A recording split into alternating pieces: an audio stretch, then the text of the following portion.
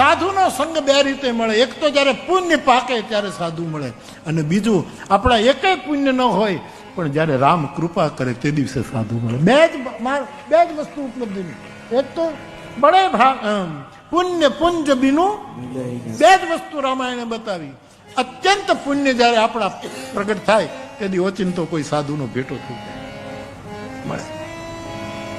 અને અત્યંત પુણ્ય એને કહેવાય કે જ્યારે આપણે બધા આપણા પાપ કબૂલી લઈએ, પહેલું પુણ્ય શરૂ થઈ. જ્યારે બધા જ જેટલા મથે જાવાળ સતી રાણી એટલા વકરમ મેં કર્યા, તોરા દે રે એમ લૂંટી કુંવારી જાન. જે આત્મનિવેદનનું આખું પદ, જે ભાગવતકાર આત્મનિવેદન પ્રહલાદના મુખે બોલાવે કે નવમી ભક્તિ, આપણો જાડેજો આ નવમી ભક્તિ પોતાની ભાષામાં અદ્ભુત શાસ્ત્ર આપી ગયો કે આ મારું આત્મનિવેદન.